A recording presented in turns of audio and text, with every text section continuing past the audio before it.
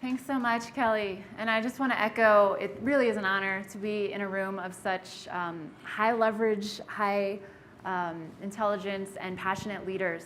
I also want to, before I begin, just briefly introduce Chris over here, who's going to be working hard all day to capture our conversation in visuals, which is a really helpful way to remember the dialogues after the event.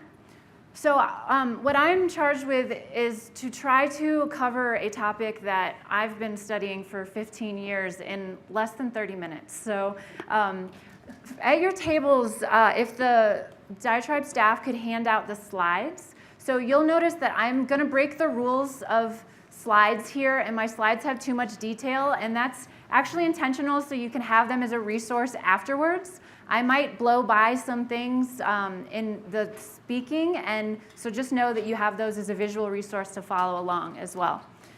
So before I start, I just want to acknowledge the tremendous lineage of learning around systems thinking. Donella Meadows, in particular, wrote a book in the 1970 Limits to Growth, which brought some hard science principles to the social sciences so that we could understand how to use systems thinking to understand social problems. And there's a lot of incredible thinkers that have been working in this field, and I have stolen a lot of their thinking for this talk, so I just want to acknowledge them. So I'm not going to focus too much on some of the everyday systems that you guys work with, thermostats, the human body. We know that diabetes itself is a matter of a feedback mechanism challenge in the human body. But as you get more complex, anybody who has a family knows that things get a little more complicated when you start bringing people and human behavior into the process. And I like this particular quote to kick off. Lewis Thomas was a physician, and he studied the cell. And he recognized that when you're dealing with complex social systems, no matter how dissatisfied you are with the situation and how anxious to fix it, you have to pause to understand the whole system. So you'll probably hear us harp on this concept over and over in the next day and a half. The rabbit and the hare is a great metaphor to really slow down if we want to move fast. And I'm going to share a number of case studies in this talk that show how important that is and why it matters.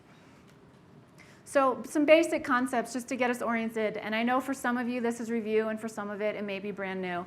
But in social systems problems, we often call wicked problems, or sometimes you'll hear it as big, hairy, audacious problems.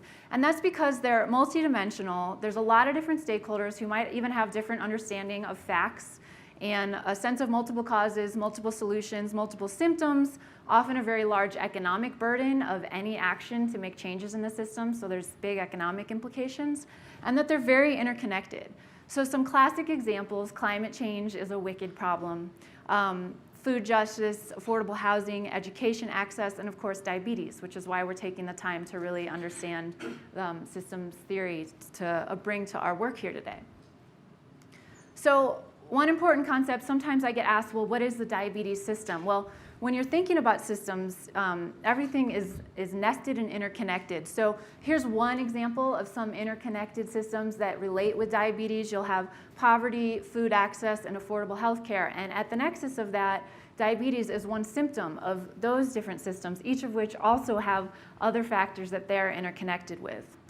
And then when systems are nested, so we live in this giant system we call capitalism, which unfortunately has an economic valuation method that does not include externalities like environmental pollution or human health effects. Healthcare has when people go to the hospital, it has positive impacts on GDP, and so that's an imperfect system that we're all embedded within.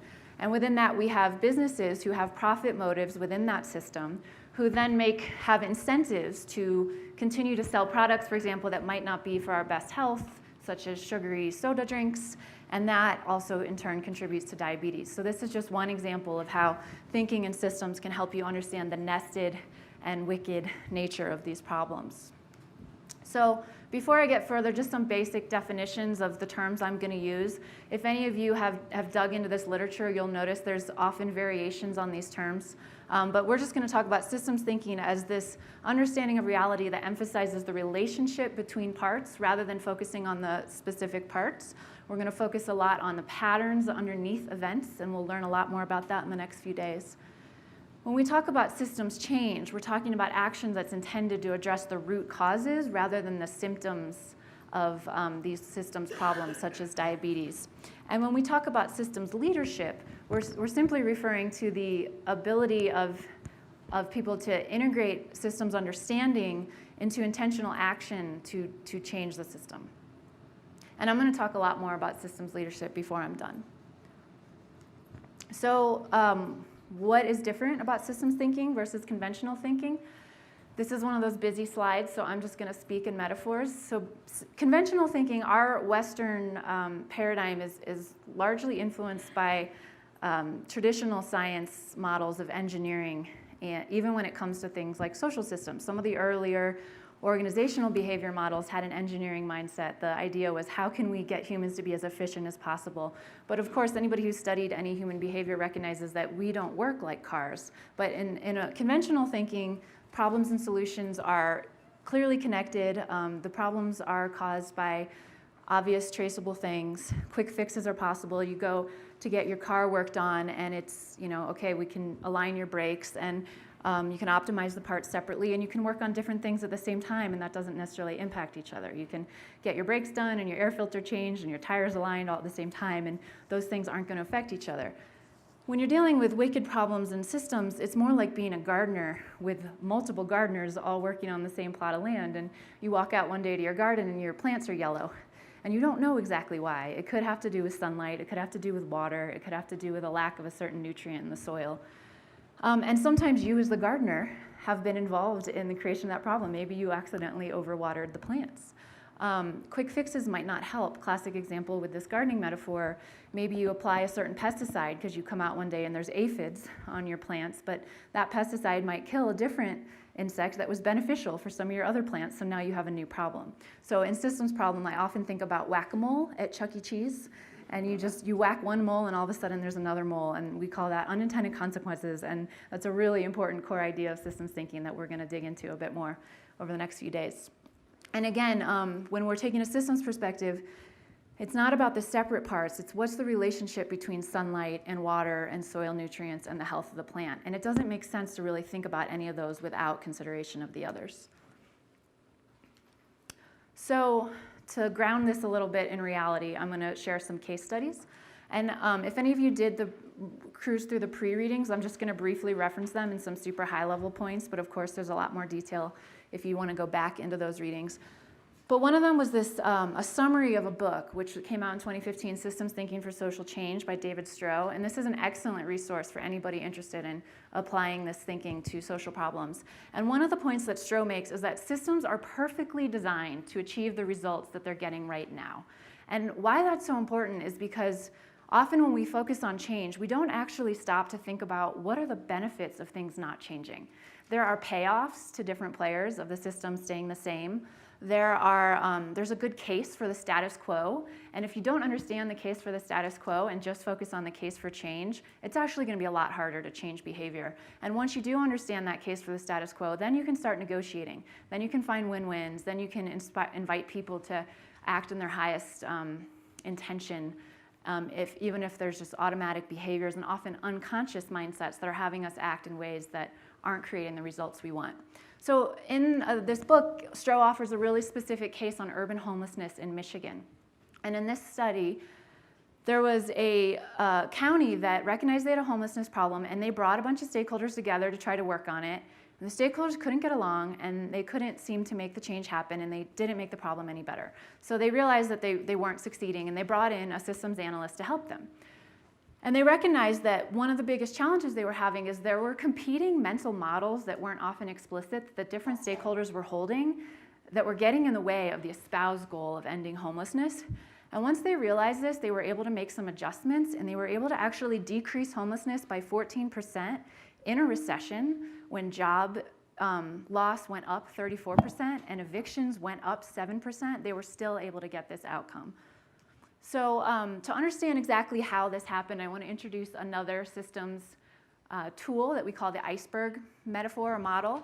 And the basic idea here is at the top of the iceberg, you have the level that we usually pay attention to, current events, trends. And often we will react in a symptom response kind of way, a Band-Aid solution approach to current events. But in systems thinking, you actually want to get under the waterline, and you want to think about what are the trends that have been unfolding over time? Are there cycles involved in these trends? What are the patterns? Are there time delays that are significant? And what are the values, assumptions, mental models, competing commitments at the very base of the iceberg that are really driving the actual behaviors we're seeing, so whether they're conscious or unconscious? So we're going to be doing some of this work later in the afternoon. Yeah. So you have to remember it. Yeah, and again, I'm breezing through some things. I recognize that, and a lot of this we're going to spend more time in small groups. So this talk is just orienting, and we'll actually ask you to reflect on this a couple more times throughout the day. So to take this mental model, the bottom of the iceberg idea, and apply it to this particular case study, just to give you some examples. So you have, everybody has some variation of course homelessness is bad, we should fix it. But elected officials, well, they actually want a quick fix because they want to have positive results for their next election cycle, and there's other competing interests for what their platform focus is going to be. Local business leaders really want the homeless problem to go away outside of their storefronts because that's what hurts their business the most.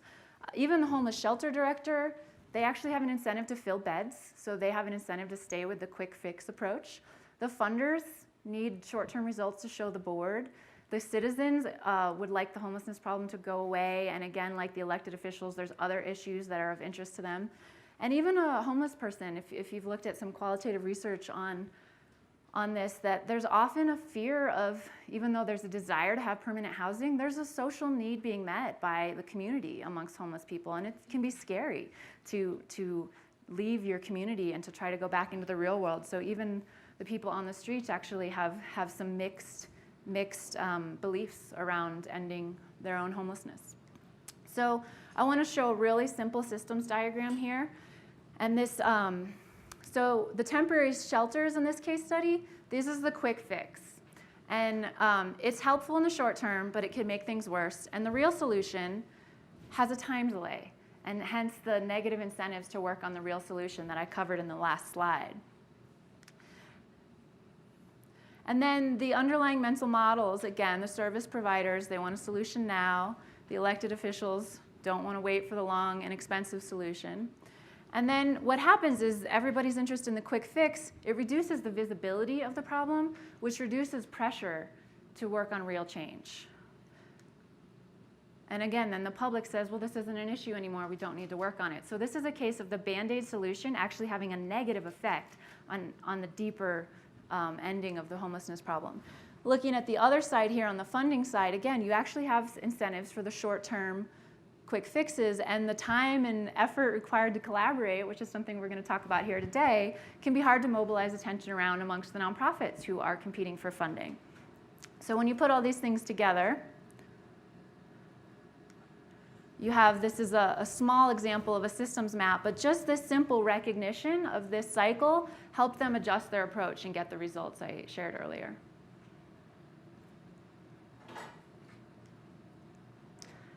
So I'm going to shift to another case study. So using some of these basic principles, there's a group called the Garfield Foundation based in California that works a lot from a systems thinking model. And they were working on energy efficiency in the Midwest. And they were working with a bunch of funders and nonprofits who they noticed were competing for funding, and even the funders were not taking a coordinated approach at all. And as a result, you have a very distributed, multi-solution approach to a problem that reduced the power of any of the actors to make meaningful change at the level that they needed. So Garfield said, let's invest some money here. Let's get these people to come together and meet. Let's do some systems mapping. Let's see if we can get some alignment on highest leverage point, shared strategy, see what happens. And what they found is that it worked. They got greater policy success. They built more high-trust relationships and a meaningful network amongst the different stakeholders, and were able to get some aligned strategy that has now been used many times as a very successful case study. Here is the more detailed systems map that they came up with. I'm not going to explain it. I'm just going to show you that they can be beasts. But in this systems map, it points out these different leverage points where the group could focus its strategic attention. And then they were able to take the knowledge they got from the mapping process and create different work groups, a steering committee focused on those leverage points, and they organized their resources, their attention on the most high impact areas to work together and got the results that they were looking for. And after this process, there was a bunch of case studies written up because it was such a success. And Heather, who's facilitated this event the last few years, actually worked on one of these case studies. And again, the top understandings: start by understanding the system you're trying to change. Slow down to move fast. Involve multiple stakeholders, funders, nonprofits, and I would argue other stakeholders relevant in the case of diabetes. Design for a network, not an organization. We're not looking for an organizational hero. We're looking for creating infrastructure for collaboration across the system. You want leadership at all sorts of levels, and you want to have a shared vision while also being adaptive together. And that takes the ongoing communication, the relationship work, and the light infrastructure support. Now, Garfield was so, oops, I meant to reorganize these. Garfield was so successful with this that they said, well, let's take on something even more challenging. How about cancer? So they applied the same model to the part of cancer that is related to unnecessary toxics in the US, and they did a similar process. They brought a whole bunch of stakeholders together. They did a mapping process. They created a shared North Star goal. And this is still in process. This is only 3 years old. And the Cancer-Free Economy Network, the goal is to, within a generation, to lift the burden of cancer and other diseases by driving a dramatic and equitable transition from toxics to effective, clean, safe alternatives. So just again to give you some visuals, here's their really crazy complicated map, which can be distilled down into, here's some of their actors and the nodes that they're organizing around: changing the story, health and science, building power, shifting the market, upstream impacts. And this case study I really wanted to highlight because it's somewhat similar to what is going on in diabetes. And the nodes they organized into, the first, I heard somebody's word was grassroots. The first node they organized into was building power, supporting the communities on the ground who are most affected by the toxic risks in the US system to have the knowledge and training they need to protect themselves from these toxins. Then they have a health and science node where they're mobilizing healthcare providers and researchers to talk about this issue, to talk about the connection between toxins and cancer, to put it on the research agenda. And then the third is a market shift node, building the business case for viable alternatives to toxic products that we don't need in our system. And then I also want to highlight the staffing for this whole giant project is less than 4 FTEs. So it's really, people often don't believe me when I say this, it's incredible how much you can do with a very light infrastructure support role. And then I just want to touch on one more case study. This is a project I've been working on. This is global plastic pollution. And I don't know how many of you are tracking this, but it's pretty bad. And I think it's on the order of 1 billion water bottles are used every minute around the globe right now. And that has been a manufactured demand by the companies who have a vested interest in putting more products and making more profit in the system. And people often think that that's recycled, but the rate of recycling is less than 25% in the US, which is one of the better places. Most of the plastic gets exported to Southeast Asia. People in Southeast Asia right now are walking around in piles of trash, and most people aren't aware of this problem. So a group of funders said, this is bad, let's see what we can do. Pooled some funding, created a pooled fund, brought people together in Southeast Asia from all over the world to do this collective mapping, relationship building, strategy process. And in this process, the reason I want to highlight this case study, they discovered a leverage point that they didn't realize when they started. And the piece I spoke about, the plastic water bottle, for example, the fact that it was an intentional manufactured demand by oil and gas companies who have shifted their strategy to focus on plastics rather than other forms of energy due to the success of things like the climate movement, that would, the impact of that would offset any positive action that happened on the consumer end if the movement didn't address that huge leverage point. So when they realized that, they recognized that they needed to shift strategy and put resources into addressing and raising awareness about the manufactured demand part of the system.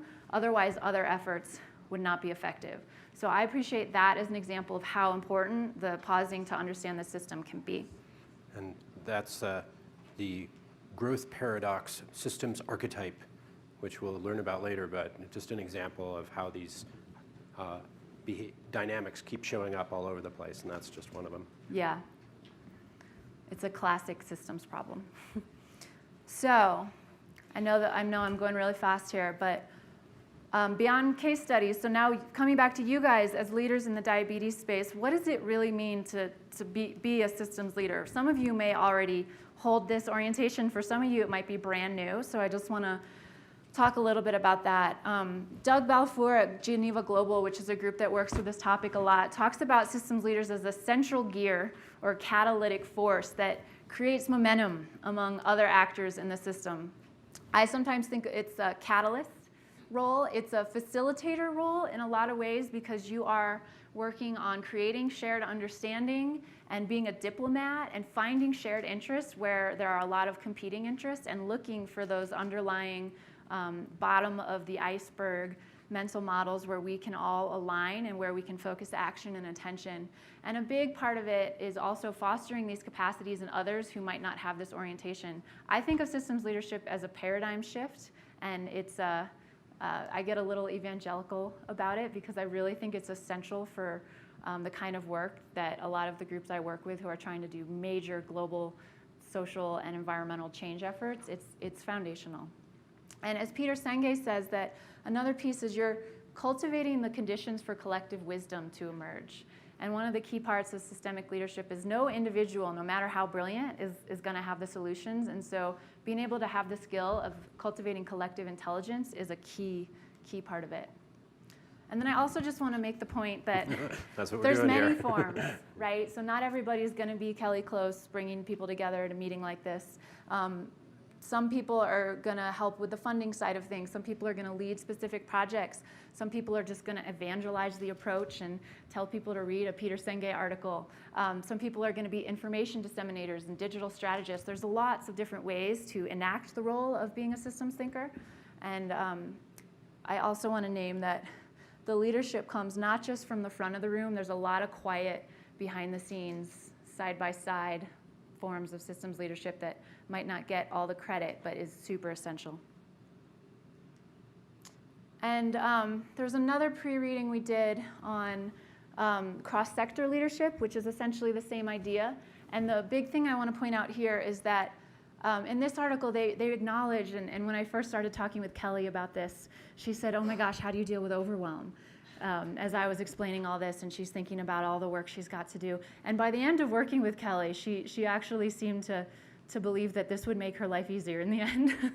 So there's this choice point of when you're dealing with complexity, which you are as leaders in this field, there's a human instinct to just pretend things are simpler than they are.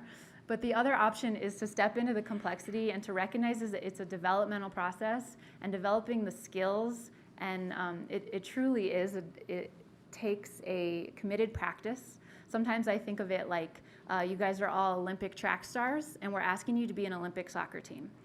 And so you've got all sorts of skills, but you need to learn how to do new things if you want to get the Olympic gold in soccer.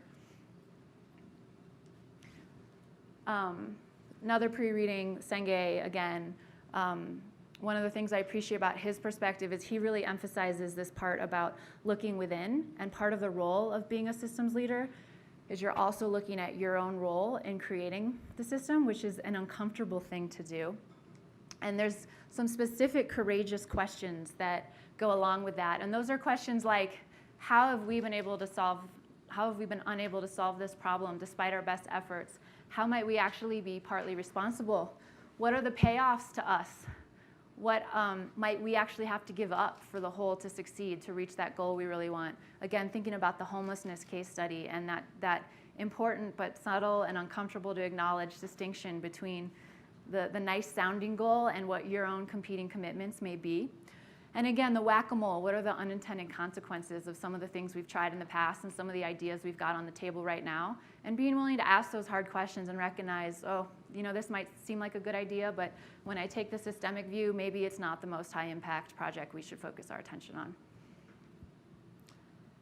And this is my last slide, and it's also a busy one, but I just want to highlight, I find this frame really helpful for individual leaders, and I do leadership coaching as well, so I really do work with leaders on these edges in your own practice. So the mental part, which is a lot of what we'll be focusing on today, the basic skills, is understanding how to think systemically. But there's also this emotional part. There's also this piece about taking the finger pointing and turning it back to what can we do, what's within our power, how are we actually part of the system, and in that partnering with the system rather than thinking of an external, that is a huge, huge paradigm shift that makes a really big difference.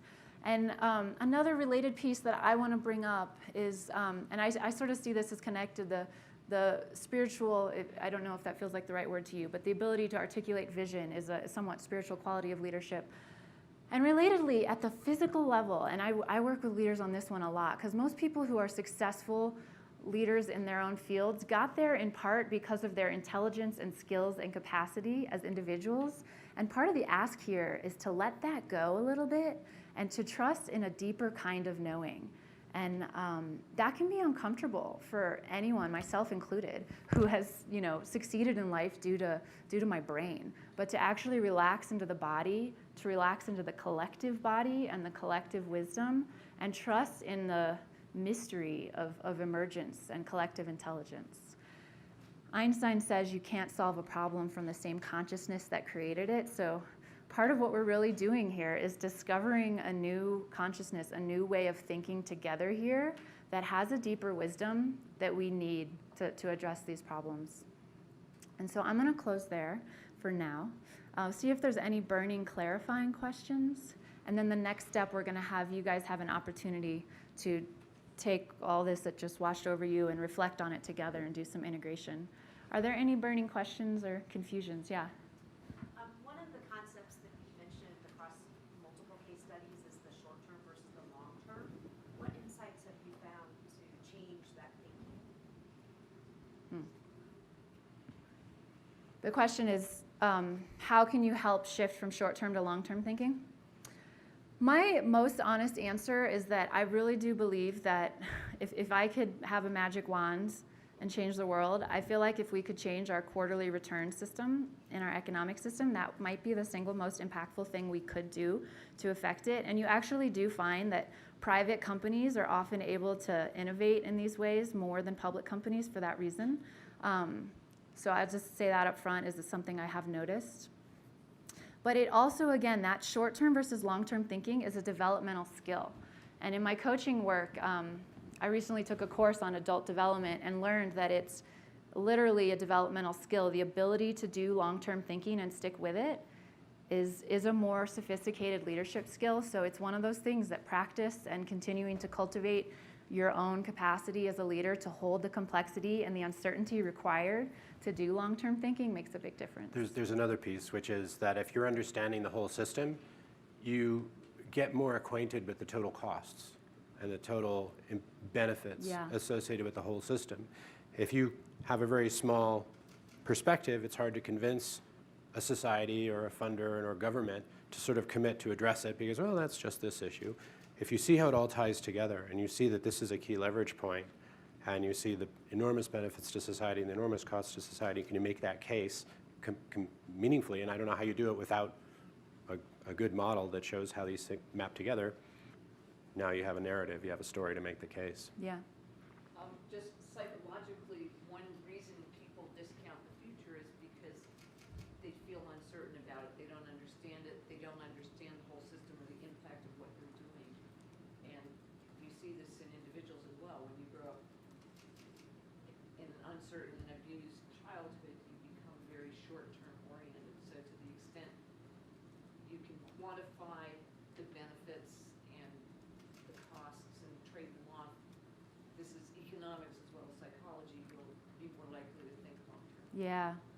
Yeah. And on that point, that's part of why Jonathan's going to be working with us on future scenario skills today to help with that piece. Yeah. In the plastic example, were the oil and gas companies in the room? I think that's a really big challenge we have in diabetes is getting literally every big stakeholder in the room. Yeah. So I'm wondering if they were in the room and how that went down. So this is a key strategic choice point, and I've worked with movements that work both ways, and there's different challenges. So in the plastics movement, they're not in the room. The plastics movement, in my opinion, it'll be interesting to see how it plays out in the long term. When I do this work, I do everything I can to avoid the war metaphor. which is very common, and especially in hardcore activist communities, there's an identification that can happen with it's an us-them thing, which is part of why I'm harping on the let's, as leaders, see if we can stop that finger-pointing game, because when you create villains, you also create victims, and you create yourself as savior, and you're creating the drama triangle, that's called. And so to step out of the drama triangle and orient differently can be really helpful. And when I've worked in projects, I worked a lot in agriculture where we worked with all the different stakeholders in the room, and it's a much slower process in some ways. It's slowing down even more. And the wins you can get can seem smaller, but they're real wins if you can really find those all across the board stakeholder shared goals. So it's a strategic question and something that you might want to bring into your conversations today. Yeah. Just a question about the role of history here. I mean, it seems like one of the things that underlies a lot of what everybody in this room brings to the room is an organizational structure that's based on shared risk and reward. Corporations, now limited liability companies, that really dates from the 16th and 17th centuries. And core to that is collective sort of group risk-taking to benefit the group. Mm-hmm. But a lot of the problems that you identified are problems where the externalities that you mentioned are affecting everybody, not the group of people who are making the decisions. And so my question to you is, in your world, are there people who are thinking about different ways of organizing groups of people, not around necessarily a profit for shareholders model, a more public benefit model? Like economically, different economic models? Yeah. Yeah, and that is a big can of worms of a conversation. I think there's some interesting trends happening right now around, is there an economic dimension in the scenarios? Like cryptocurrencies and some of these local economy models. And there are a lot of interesting whole conferences you can go to on experimenting with what if we change the rules of the game of the economic system to address that problem. So some people bring that in. Other groups say that's too far afield. Let's focus with the assumption that capitalism's not going away anytime soon as it currently exists, and what can we do within that? So again, that's another one of those strategic choice points. Maybe just one more so we have time to move on. Yeah. Sorry, I just wonder, how much do you think this is an American problem? And how much do you think it's or is it a global problem? I love this. You guys are grilling me on the really hard questions. Which problem? Which problem are you referring to? I guess this, like, not thinking in a systems way. So Okay. I guess I'm not thinking about your different Yeah. studies. I'm thinking, like, is it a global issue? Do we see this in Asia? Do we see Yeah, this in yeah. Africa? Do we see it That's a Europe? great Or question. is it just an American way of thinking that maybe we're not thinking on a systems level. Yeah. We're thinking on a very, like, because we're all like, Yeah. we want these quick fixes here. Yeah. But I wonder if that's. So, and I meant to mention this up front, and I'm glad you brought this up. So first of all, this is my opinion, because this is a sensitive question to answer. One of the earlier things that I personally studied in my academics was, I was very interested in how did we get to this point in the way that our society operates today. And I studied anthropology in a lot of indigenous cultures, and so I do want to name that a lot of indigenous cultures, particularly those that have bounded island-based ecosystems, have really beautiful ways of integrating the externalities that we have in our current system. And there are lots of cultures out there that have been thinking systemically for hundreds of thousands of years. So I meant to say that up front, so I appreciate you bringing that up. And I do, personally, my opinion is that one of the impacts of post-Enlightenment thinking on Western culture has been the separation of mind and body, and the way that we started approaching the scientific process of conducting experiments and separating variables out has been so helpful. Obviously, we've learned so much.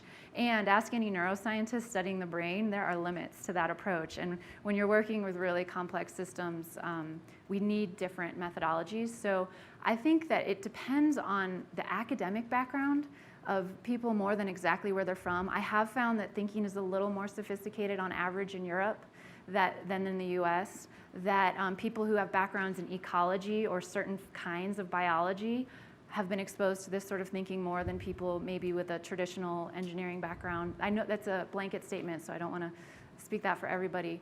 And then the other piece that I think is real is the funding landscape in the US is particularly problematic and competitive, and the lack of competition, or the lack of cooperation amongst funders creates intense competition amongst nonprofits trying to do social change work, and that is worse in the US than other places. And I've heard that corroborated by others in global movements I work with.